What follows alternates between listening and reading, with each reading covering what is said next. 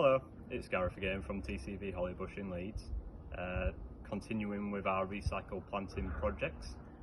Got a milk bottle here, got many different uses.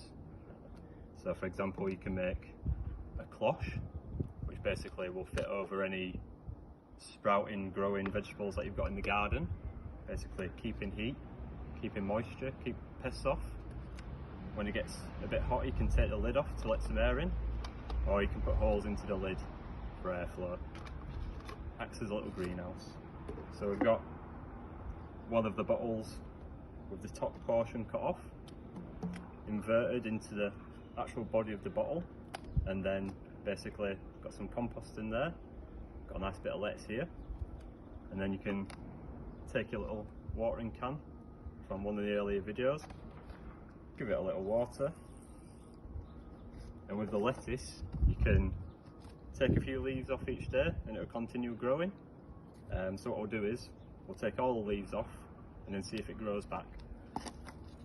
So give that a good bit of a tear.